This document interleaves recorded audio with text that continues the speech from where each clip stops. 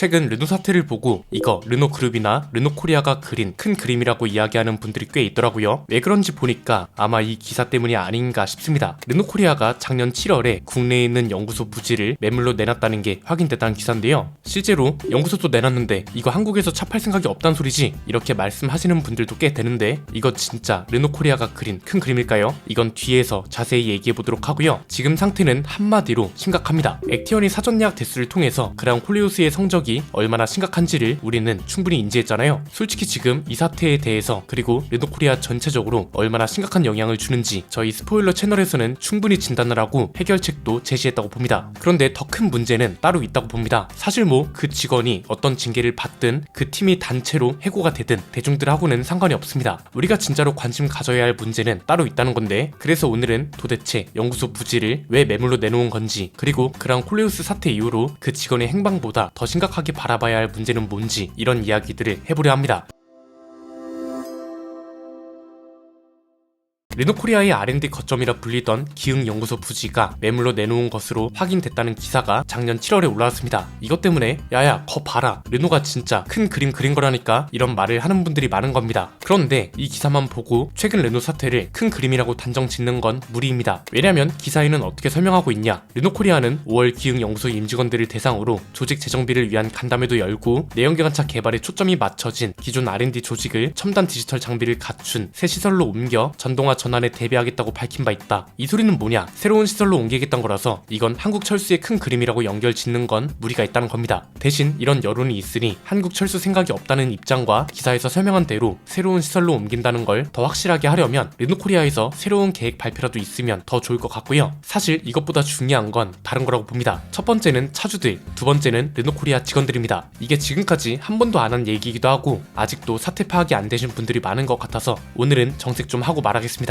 먼저 차주들은 뭐가 문제냐. 아직까지도 사전 예약 대수가 의미 없고 심지어는 판매량도 무슨 의미가 있냐면서 차는 굴러가기만 하면 된다고 말하는 사람도 있더라고요. 뭐 2000대 3000대 정도 차이면 허수를 감안해서 어느 정도 오차 범위로 인정해줄 수도 있죠. 그런데 첫날 기준으로 액티언이 16,000대를 돌파했고 그라운 콜레우스는 3000대가 조금 넘었습니다. 5배가 넘게 차이 나는 건 허수를 감안해도 차이가 심한 겁니다. 그리고 판매량이 의미 없다? 이거 진짜 위험한 발상이라고 봅니다. 이거 진짜 이해하기 쉽게 설명해 드리겠습니다. 판매량이 왜 중요하냐? 자, 우리 동네에 컴퓨터 가게가 있어요. 1층에 있는 컴퓨터 가게는 한 달에 1000대가 팔리고 2층에 있는 컴퓨터 가게는 한 달에 5대밖에 안 팔린대요. 그럼 이제 여기서 컴퓨터 부품을 공급하는 공장 사장한테 빙의해 보자고요. 메인보드 하나를 생산하는 데에 드는 비용이 5만원이고 책정해둔 공급 가격은 10만원이에요. 정상 공급가로 10개를 팔면 50만원이 남는 거죠. 여기서 컴퓨터를 한 달에 1000대 파는 사장님이 저희 공급 가격 8만원으로 깎아주시면 안 될까요? 대신 월 900대 이상 꾸준히 사갈게요. 이렇게 제안을 해요. 그럼 당연히 계약을 하겠죠. 그런데 한 달에 5대밖에 못 파는 가게 사장이 와서 한 달에 5대씩 꾸준히 팔 수 있으니까 공급 가격을 8만원에 맞춰달래요. 대신 워낙 장사가 안 돼서 5대 파는 걸 보장해주진 못한대요. 그럼 여기랑 공급 계약을 하겠어요? 안 하겠죠. 이걸 이제 르노코리아한테 대입해보면 부품 회사 입장에서 원청인 자동차 회사 공급 수량이 매우 안정적이에요. 심지어 한국에서도 1등을 한대요. 그럼 공급 가격을 저렴하게 책정하고 기간을 길게 아니면 수량을 많이 계약합니다. 왜? 마진은 조금 줄어들지만 그 대신 안정적이거든요. 그런데 공급 수량이 불안정하면 공급 가격을 저렴하게 줄 수가 없습니다.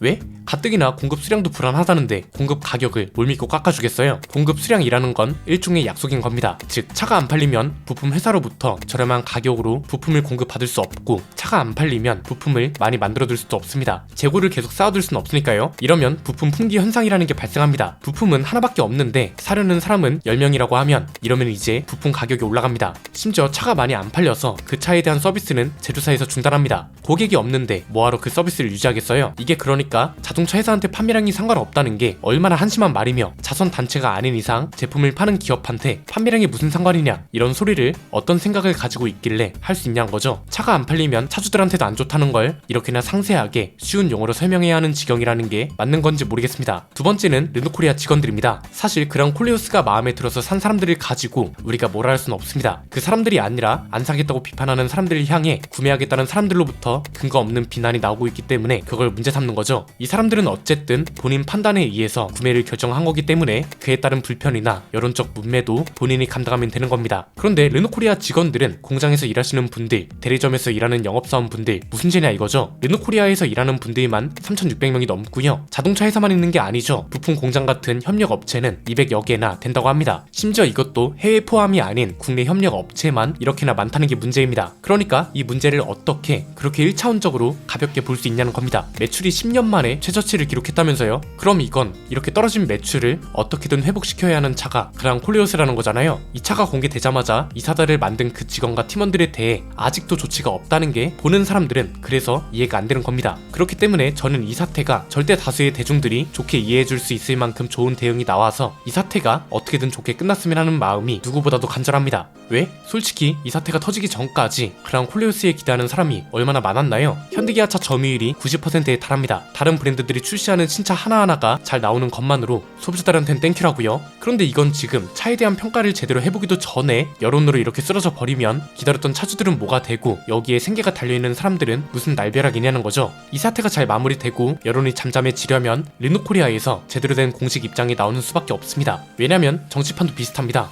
어느 한쪽으로 언론이나 평론가들이 계속해서 치우친 얘기를 해서 실제 여론도 그쪽으로 많이 치우쳐져 있어요. 그럼 또 다른 쪽을 지지하는 언론이나 평론가들은 그만큼 더 심하게 잡아당겨줘야 균형이 맞는 겁니다. 지금 이 사태도 마찬가지입니다. 르노코리아는 대처를 어떻게 이따위로 할 수가 있어? 그 직원 하나 때문에 이렇게 되는 게 말이 되냐? 이러면서 여론적 문매를 막고 있고 심지어 그 여론이 굉장히 강경합니다. 이 여론을 반대로 끌어당기려면 르노코리아 입장에서 나오는 여론도 그만큼 강경해야 하고요. 이게 가능하려면 르노코리아에서 제대로 된 입장과 조치가 나와줘야 한다는 겁니다. 이 소식을 보도하거나 평론하는 기자와 평론가들이 할 말이 있어야 여론을 당겨주든 할 거 아니에요. KGM한테 편향적이라고 말하기 전에 KGM의 대처가 어떻게 달랐는지부터 생각하라는 겁니다. 사실 숫자로 따지면 KGM을 비판하는 영상이 저희는 훨씬 더 많을 겁니다. 왜냐면 KGM은 쌍용차 인수 시절부터 지금까지 비판을 해왔고 저희 스포일러 채널을 오래 보신 분들은 아실 겁니다. 차이는 명확합니다. 어떤 문제가 생겨요. 그러면 KGM은 문제를 해결하거나 만약 해결하지 못해서 그에 대한 여론이 안 좋아지면 언제까지 어떤 걸 해결하겠다는 말이라도 합니다. 대표적인 게 토레스 출시 초기에 내비게이션 전체 화면이 안 됐던 거 출시 이후 얼마 안 있다가 업데이트 해줬죠. 그리고 애플 카플레이 연결 문제, 사실 연결 문제가 없는 게 더 좋았겠지만 어쨌든 잘 해결됐습니다. 그리고 조작하기 어려운 디스플레이 메뉴와 오토홀드 작동 방법, 이것도 지금 액티언부터 해결을 해서 메뉴를 정리하거나 아예 스티어링 휠에 분리 버튼을 추가해서 오토홀드를 더 쉽게 사용할 수 있도록 했잖아요. 이렇게 그냥 있는 사실만 놓고 봐도 대응의 수준과 속도의 차이가 있는데 어떻게 똑같은 논평이 나오길 바라냐는 겁니다. 저도 르노 얘기 그만하고 싶습니다. 그런데 여기저기 들어보면 공장 직원분들이나 영업사원분들이 너무 힘들어하시는 게 느껴지고요. 이걸 어떻게든 해결하려면 르노코리아부터 공식 입장이 어떻게든 나와야 하는데 안 나오고 있잖아요. 이렇게 되면 르노 얘기를 안 하고 싶어도 비슷한 신차가 다른 브랜드에서 나오거나 르노에서 신차가 나오면 이 얘기는 계속해서 언급될 수밖에 없는 겁니다. 한 직원의 일탈이 아니라 르노코리아에 소속되어 있는 직원이 르노코리아의 잠재 고객들을 비롯한 불특정 다수에게 혐오의 표현인 걸 알고 있으면서도 그 표현을 한 겁니다. 그것도 여러 번을 했고 그 영상과 관련된 직원들 그 누구도 그 영상을 제작하는 과정에서 그걸 문제 삼지 않았고 업로드까지 했습니다. 르노코리아의 사과는 그래서 당연히 나와야 하는 거고 이미 많이 늦었다는 거죠. 사실 이제는 어떤 생각을 가지고 있는 건지 잘 모르겠습니다. 진짜 지난번 영상에서 말한 대로 외국 자본 유치 기업이라 어쩔 수 없는 건지 아니면 진짜 제대로 된 사과를 위해 준비가 늦어지는 건지 뭐가 됐든 소식이 나오길 바랍니다. 지금도 이미 너무 늦었습니다.